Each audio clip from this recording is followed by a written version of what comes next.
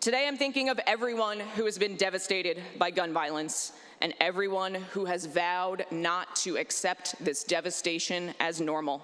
Today I'm thinking of all of the children who have had their childhoods suddenly and violently ripped from them, who have had to grow up, who have lost their innocence and too often feel forced to become activists.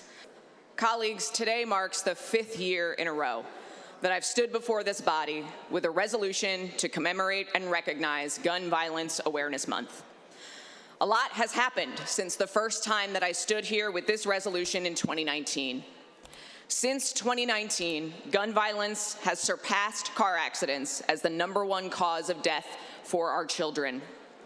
Since 2019, we've seen devastation across our state, from the Oxford High School shooting to the Michigan State shooting, putting Michigan once again in the national headlines with news reports that always begin, another shooting, this time in Michigan.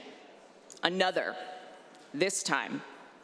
Today also marks the 1-year anniversary of the Uvalde school shooting in Uvalde, Texas, in which a 19-year-old shot and killed 19 children and 2 teachers.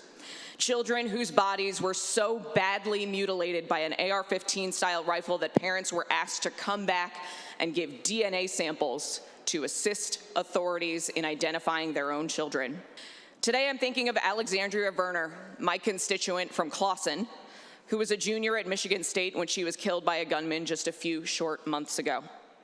I'm thinking of Detroit police officer Lauren Courts, a young father who was shot and killed by a 19-year-old with an AK-style semi-automatic pistol who left behind his 9-year-old daughter. Today I'm thinking of my childhood friend Nicole, whose older brother was shot and killed in the Virginia Tech shooting, devastating our community and their family forever. Today I'm thinking of Mary Miller and Karen Kobelik, 2 women who bravely told their stories of losing their loved ones, their brother, their children, to gun violence.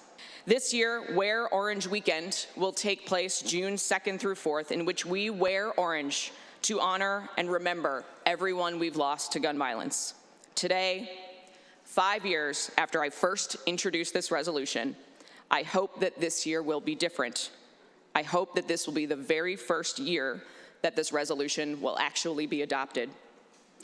That we as a body, as the Michigan Senate, will finally stand united in saying that we recognize the epidemic of gun violence, that we honor those that we've lost, and officially acknowledge June as Gun Violence Awareness Month and June 2nd through 4th as Wear Orange Day. And that we may recommit ourselves to doing everything we can to end the epidemic of gun violence so that we may never have to hear the news reports that too often begin with such a familiar refrain: another shooting, this time.